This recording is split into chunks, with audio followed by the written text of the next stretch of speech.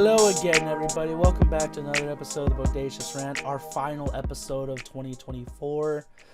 Man, it has been an interesting year of movies. I know this year, Bern and I have definitely talked about a lot.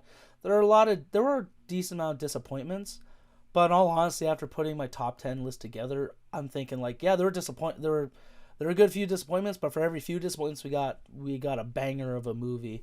Where last year in 2023, before the writers and actors strike, there were a lot more consistently good movies, like movies we thoroughly enjoyed and were really into. This one, like disappointments, serviceable movies where they were good but not spectacular, as I would say, and then there are the obviously our top tens that were just stayed with us through the year and stuff like that. So we're gonna get into it again, spoiler free. So if you haven't seen any of these movies, don't worry about it. Most of them should be available on streaming or some form of purchasing at this point. So you could definitely check these out as soon as you get a chance. So if you do like the video and agree with us or disagree with us, give us that thumbs up, ring the bell for notifications, and of course subscribe. It's good to join a new tribe of nerds right leading into the new year. That should be one of your resolutions if you're watching this. But anyways, so previous episodes we've done the last few years, ever since we started this in 2020, which, damn, bro, we've been doing this for 4 years. It's a lot of fun. We'll start from our bottom five, and then, I'll pass it to Bern. We'll finish off with our top five. So, like I said, this list was kind of hard. But honestly, I'm fine with my list of what I got this year. So my bottom five from like 10 leading up to 6, essentially 10 being the least favorite, 6 is mid, obviously. Wicked rounded out my top 10 because that was just such a powerful film, one of the best performances in singing I've heard in recent years, so love that one.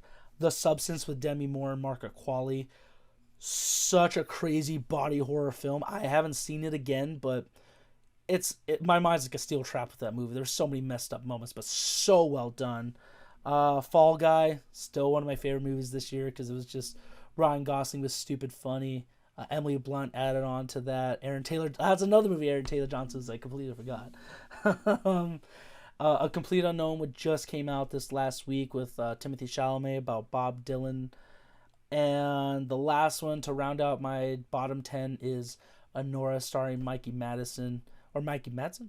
I think it's Madison. That was such a great movie.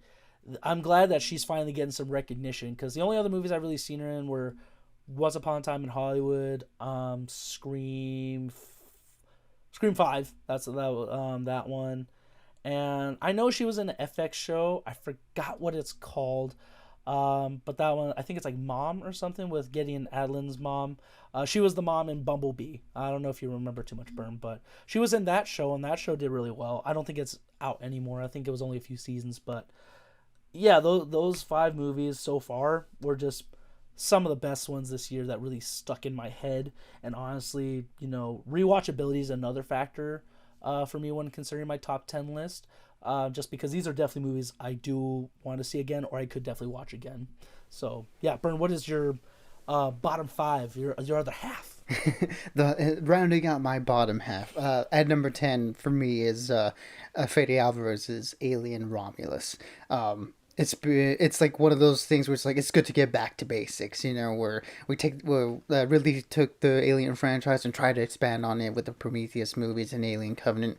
Didn't work as well as a lot of people hoped, but Fede bringing it back to the ground level of it all, where you have a group of characters in a space station being tormented by the xenomorph. It's like just the way he made the old new again and feel fresh, and Kaylee Spaney as the lead, they all did a really fantastic job of bringing the spirit of the first Alien movie back, but with a harsher, more modern edge to it. With obviously the improvements in technology. So yeah, I think they did a really good job with that. There's talks that we will probably get more, and fully in if the same people come back, because yeah, this was just a really brutal, fun ride from beginning to end. a brutal and brutal ride, but not a fun ride. I would say for my number nine is Alex Garland's Civil War. Talking about movies that have stuck with us all year. This was one of the movies that came out early on in the year, and still now I still like think about it, here and there about just the things that the movie touches upon. Again, I know it's one of those controversial movies because a lot of people felt like they didn't get the movie that they thought they were going to get based on the trailers and everything that they saw in the promotional materials. But for me, I got something a lot more. Well, from that movie with talking about journalism and the heavier themes of the nihilism and thinking about like how we desensitize ourselves to the horrors that happen around us in the world. So it was a much deeper film than I was expecting, and than I think a lot of people were expecting, and it really took me by surprise on that aspect, and just the depicting of the harshness of war and stuff was again those gunshots in that theater. I don't think I've jumped more even in all the horror movies that have come out this year. I don't think I've jumped more times in a movie than this one in particular. So yeah, Alex Garland's Civil War is definitely in my top 10 at my number 9. And just above that is a fun time with Wicked, like you mentioned, just the production of it all. Again, I'm a big, huge fan of The Wizard of Oz. Don't really wasn't really familiar with the musical Wicked outside of just being in the pop culture zeitgeist. But what they did with this movie was really just magical, and the two performances by the lead actresses were great. The sets were great. The musical numbers were a lot of fun, and it was just an overall really just pleasant time at the movie theaters, and really felt like a nod to old musicals of the golden era of Hollywood, and it felt very nostalgic but also very new, and I thought they did a really good job with capturing all of that with Wicked, and very much looking forward to the second part that should be coming out next year. And then at my number 7, also on your list, Anora. I thought that movie was such a it's such a gut punch of a movie, even though it's such a fun and wild time throughout. Like, I don't think we did a review of it, unfortunately, but I would describe it as sort of like a mix of a Coen Brothers movie mixed with a Safdie Brothers movie, where you just get that chaotic storytelling with these characters that are a lot of fun. And by the end of it, you're just kind of left devastated by what happens, but throughout that journey it's just a wild and ridiculous time. And Mikey Madison definitely is probably a front runner for a lot of the actress awards, because I think, like you mentioned, she's been great in a lot of the smaller parts that she's been in, but here she definitely gets her moment in the sun, and she completely runs away with it, and excellent performance by her. And then rounding out at my number 6 is Longlegs. Another horror movie. Again, great year for horror. But just the vibe of this movie was just incredible. Where it feels very oppressive. It feels very dark. And of course, this like Silence of the Lambs style detective mixed with all the evil satanic elements of it, and of course the incredible performance by Nicolas Cage. It's just such a haunting movie from beginning to end. And I know the third act didn't work for a lot of people, but for me, I didn't have any issues with it. And by the end of it, it was just completely just one of those movies that's just like, wow, that was a, a really, really dark time at the movies, but I had a great time with it. Yeah, actually, finally watching Silence of the Lambs this year, I think I appreciated Longlegs a little bit even more because of it. Very very similar films, but the supernatural aspect of that one added on to it. And now with my top 5, rounding out the bottom 5 of that one was Alien Romulus, because that one was just. I think you put it. I think I've definitely noticed a trend with movies this year, like how you were talking about the last few, is that a lot of them are kind of like rehashes of original films that have set the standard for their genres in a way, but in the end adding a modern take to it, like a modern twist, and with technology and stuff, it's almost like they've improved upon a lot of those aspects, like with Wicked, Alien, and I forgot one more you were talking about, so I apologize for that. But Alien Romulus was super well done. Kaylee Spaney killed it as essentially the new Ellen Ripley of Fady Alvarez's take on it, and just the gore and the violence were just very next level grossness, but it was great. Number 4 was one of my favorite movies of the year for sure.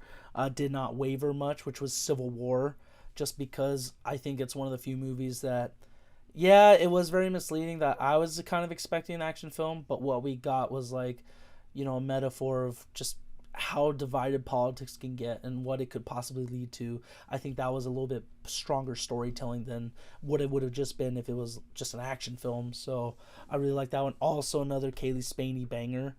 Kirsten Dunst also killed in that. Just great performances, and yeah, the gunshots. I think that was a better depiction of, you know, smaller combat where it's just loud gunshots, chaos. You don't know what to do. So that was really good. Number three for me was Long Legs because that was easily one of my favorite Nick Cage movies.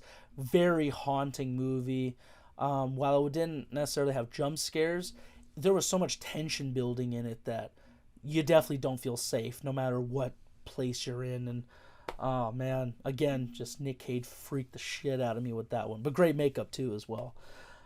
Number two is definitely a movie I have rewatched numerous times since it's been available on streaming, and it's Deadpool and Wolverine.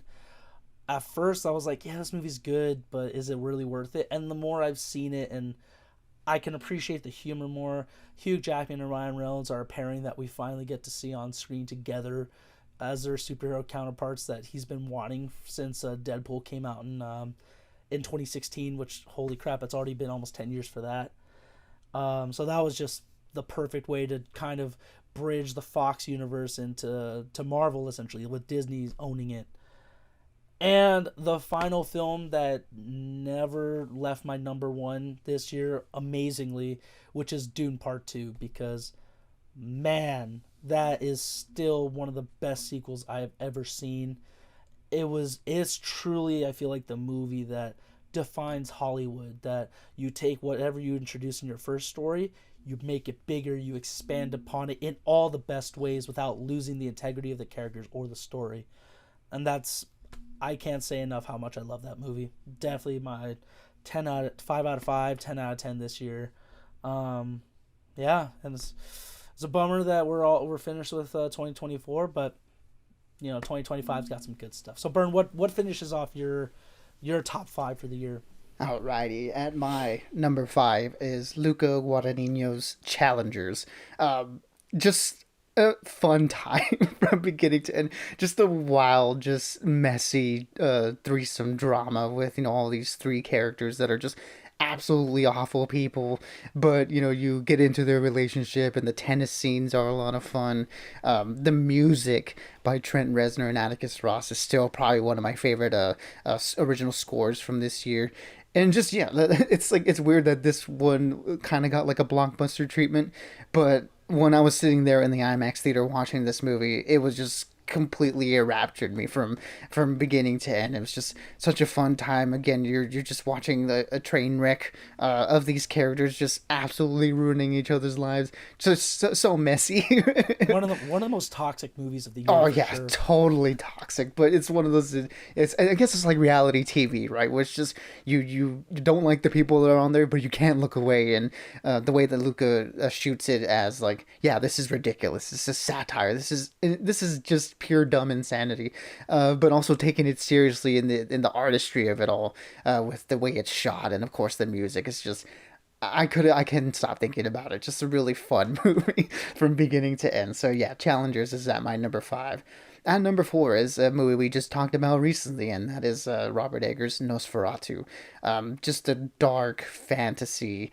It's like reading a novel, but it coming to life. You know, about just this again, a story we've seen many times before in a Dracula style vampire movie, but with the Robert Eggers spin on it. Again, if you want to get our deeper thoughts on it, check out our review. But yeah, just the entirety of the movie was just feels like it was made for me.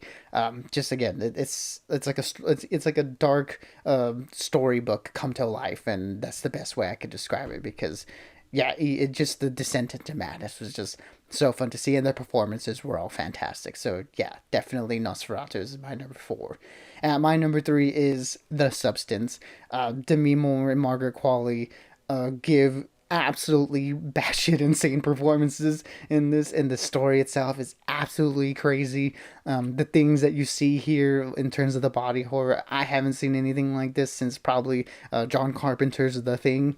But the themes that it handles with the aspects of aging and beauty and wanting to hold on to that, it's crazy that they can touch on all those personal things while also having the absolutely crazy things that happen in this movie. So, just a fantastic movie. I hope it gets recognition when it comes to awards time, because horror movies usually don't. But I think what they were able to do and accomplish with this movie is just insane. And I absolutely loved it. So, yeah, The Substance is at my number three. Number two is my favorite animated movie of the year, and I think will probably run away with the Best Animated Oscar, because I don't think anything else has come out that has gotten anywhere near close to it. And that is DreamWorks' The Wild Robot.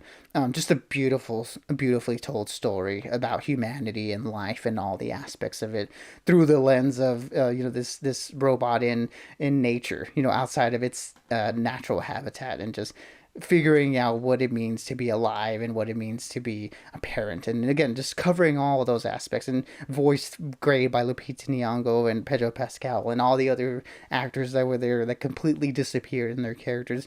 Beautiful animation. I can't speak highly enough of it. It's one of my favorite movies of the year for sure. And at my number one, to no one's surprise at all, it was at my number one in the beginning of the year and never got off that spot, just like you. And that is Dune Part 2. Truly one of the greatest blockbusters that I have ever seen. It's probably the best one that's released in my lifetime, I would say. And I don't think that's being exaggerative or anything like that, because watching this movie was a truly transportive experience. Again, an audio visual marvel. The performances all fantastic. Denis Villeneuve, just one of the best directors working today, and to get something like this feels so special. Dune Part Two is just. It's a movie that unlike any other one that's released, because we get blockbusters all the time and none of them look or sound or feel like this one. And it's just, what can I say? It's my favorite movie of the year. I think it's the best movie of the year. Now, of course, there are others movies that are done on a smaller scale that touch on even deeper, more important topics. But when we're talking about going to the movies and being taken to a different world, you can't get any better than Doom Part Two. 100%, 100% agree with you, and very solid top 10, Bernie. Um, yeah, like I said, 2024, interesting movie to follow all the stuff that happened last year, like the tail end with the strikes and stuff, but still a solid year for films. So hopefully you guys are able to capture these movies in theaters and experience it like we did. But again, we're nearing the end of we're nearing the year. We're 2025. We got the Wolfman, Superman. We're finally revisiting DC in live screen with Superman, and yeah, I'm definitely looking forward to next year and what it's gonna bring. So until next year, everybody, stay bodacious and just keep on ranting.